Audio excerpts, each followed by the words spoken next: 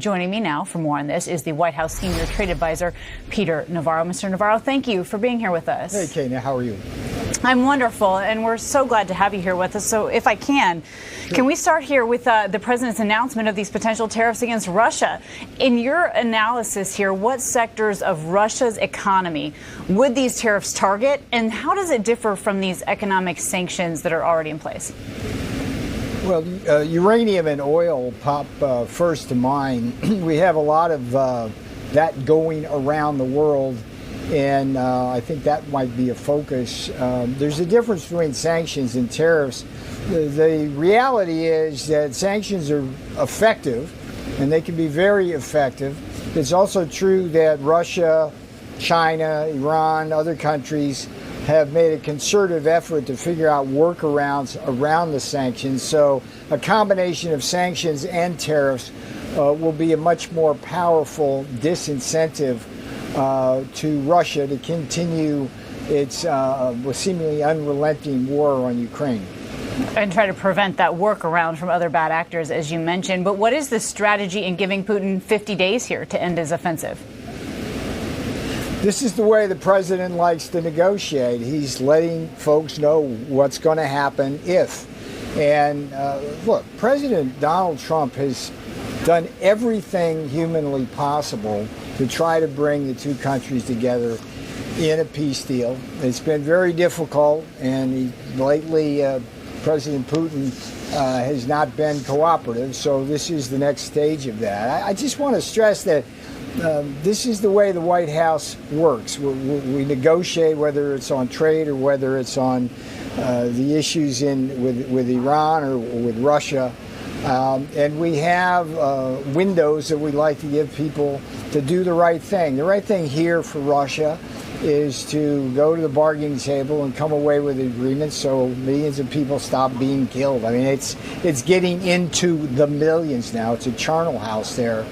It's unimaginable, I think, to most Americans just how violent that war is and just the death toll. But if you compare, for example, the Vietnam War, we lost about 60,000 American soldiers there.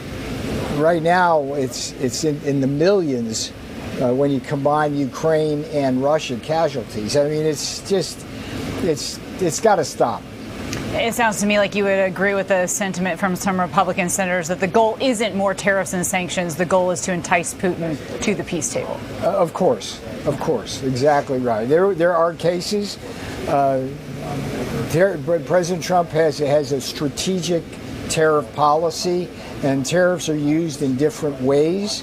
When they're used in a trade context, the purpose is to get investment here, protect our domestic manufacturers and workers, and force the countries that we trade with to stop cheating us. I mean, the reality on trade, which is my remit here, is that every country in the world cheats us to some degree with higher tariffs than we charge them, which is not fair.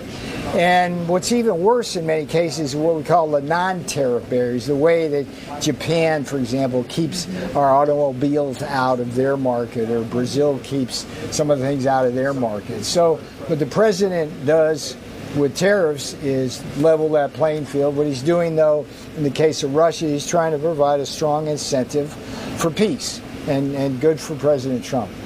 So let's talk about his tariff strategy here and how it's playing out a bit domestically. I want you to take a listen to what you told Fox Business Network. This was in April. This is after the president put a 90-day pause on most of his sweeping tariffs and trade measures. So let's play that. There's a beautiful analogy President Trump likes to use. It's like each country, it's not going to be like a suit off the rack, right? It's not one size fits all. It's going to be every deal is going to be tailor-made, right? And we got 90 days to do this. I'm telling you, Charles, this is going to be the biggest boom. We run the numbers here, 90 deals in 90 days. That's what was promised. The deadline's come and gone. The White House has announced frameworks of deals with just two countries, the UK and Vietnam. Where do we stand on these others? Well, we're going to have 90 deals in 90 days. The only question is whether they're going to be deals that are between us and them, or whether we unilaterally impose those deals upon those countries, which is President Trump has already begun to do with the letters he has sent out assigning tariffs to each of these countries.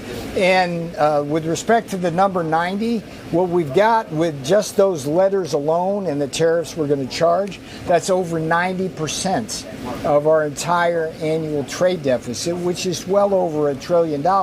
So we're very pleased with where we are right now. We're collecting about $5 billion in tariffs a week, and the numbers are going up. We've collected over $100 billion of tariffs since President Trump took office. Those help us cut our taxes, reduce our debt, and they act as a tariff wall to bring home investment. I don't know if you know this, Kana, but we've had commitments of over $3 trillion of new investment coming into this country because of a combination of the tariff wall we've put up, as well as very attractive investment opportunities for countries around the world.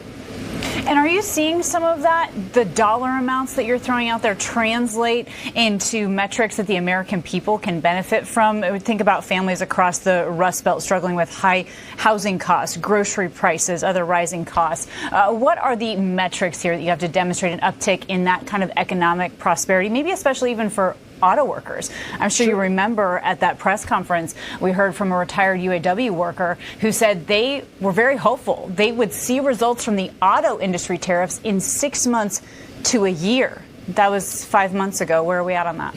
Well, I love the question. It's a great question, and the metrics are very, very straightforward. One of my favorite metrics is whether or not real inflation-adjusted wages for blue-collar workers are going up. We had that in the first Trump administration. We're having that now in the second. That's where the rubber meets the road. If wages are going up faster than inflation, workers are better off. So that's number one.